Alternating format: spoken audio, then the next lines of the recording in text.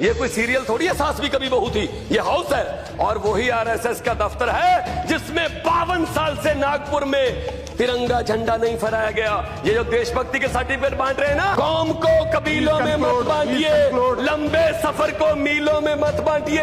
एक बहता दरिया है मेरा भारत देश, इसको नदियों और झीलों में मत बांटिए। अगर पब्लिक हमें वोट ना करती तुम भी यहां नहीं होते, फिर राज्यसभा में आना पड़ता है जेटली जी साहब की। वोट मांगे गए डिजिटल इंडिया के नाम पर, वोट मांगे गए बुलेट ट्रेन के नाम पर, लेकिन डिबेट किस बात पे हो रही है? आप ये खा नहीं सकते, आप ये गा नहीं सकते, आप ये पहन नहीं सकते।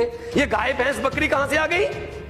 एक तरफ तो डिजिटल इंडिया की बातें कर रहे हैं, दूसरी तरफ से हमें मेन्यू भी बीजेपी के ऑफिस से मिलेगा। क्या खाना है, गुलाम अली का गाना सुनना है या नहीं सुनना है? ये नफरत की राजनीति आ गई है।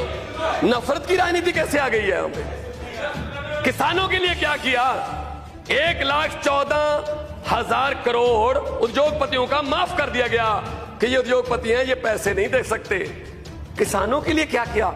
मैं पंजाब से आता हूं, पंजाब में एक छत के नीचे 3-3, 4-4 विधवाएं रहती हैं। 2 बेटे मर गए जी, बाप मर गया, सुसाइड कर लिया। क्यों? फसल बर्बाद हो गई थी, कर्जा था। कितना कर्जा था? 80,000 रुपए।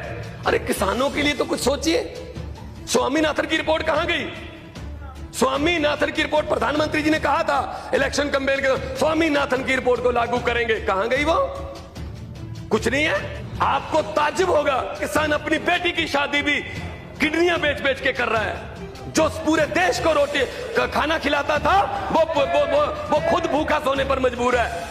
आपने कभी पता किया है? अपनी कंस्टिट्यूंसी में देखिए हरसिमरत जी, अपनी कंस्टिट्यूंसी में। भगवान please address the chair, you have 5 minutes. हाँ, डोंट वेस्ट। ये हालत हो गई है। और ऊपर से ये दलित विरोधी सरकार है, दलितों को दबाया जा रहा है, गरीबों को दबाया जा रहा है। एचआरडी मिनिस्ट्री 5-5 लेटर लिख रही थी, वो चिट्ठियां नहीं थी, मौत के वारंट लिख रहे थे।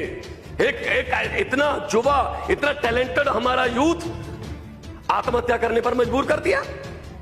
उसके ऊपर उसके बाद एचआरडी मिनिस्टर जो है वो बड़े भाषण दे रही है गुस्से में, इमोशन। ये कोई सीरियल थोड़ी है, सास भी कभी बहू थी। ये हाउस है, यहाँ पे अपने तरीके से बोलना चाहिए। इसका मतलब ये थोड़ी है कि आप जो भी बोल दोगे वो पास है, उसकी तारीफ हो रही है, वाह वाह वाह वाह वाह वाह। क्या हो रहा है ये? मैं ये कहना चाहता हूं, पाकिस्तान के साथ हमारे संबंध कैसे हैं? क्या बोल रहे थे मोदी जी? एक सिर काटेंगे हम 15 लेके आएंगे। क्या हुआ? वो चाय पी रहे नवाज शरीफ के साथ, उनको अचानक से हमारे देश का प्रधानमंत्री, the biggest democracy of the world, उसका प्रधानमंत्री बिना बताए, बिना अपोजिशन को बताए लाहौर में उसका जहाज लैंड कर जाता है। हमें पता चलता, अच्छा अरे ये चाय पी रहे हैं क्योंकि इनके घर पे फंक्शन था, और ऊपर से वो कभी पठानकोट में कभी दीनानगर में हमले कर रहे हैं। क्या हुआ और प्रधानमंत्री जी जाते हैं आरएसएस के एक फंक्शन में, वहां कहा जाता है कि ये बहुत ही सच्चे संघ सेवक हैं, और वही आरएसएस का दफ्तर है जिसमें 52 साल से नागपुर में तिरंगा झंडा नहीं फहराया गया। ये जो देशभक्ति के सर्टिफिकेट बांट रहे हैं ना, ये देशभक्ति के जो हमें अब देशभक्ति के सर्टिफिकेट बांट रहे हैं, इन्होंने तिरंगा नहीं फहराया था 52 साल तक। क्यों? अफजल गुरु के बारे में बोला जा रहा है। अफजल गुरु के साथ हो या उसके विरोध में? मैं कहता हूं आम आदमी पार्टी अफजल गुरु का विरोध करती है। आप बताइए, पीडीपी जो अफजल गुरु को शहीद कहती थी, उसके साथ हो या उसके विरोध में हो? आप बताइए, अफजल गुरु के साथ हो या अफजल गुरु के विरोध में हो?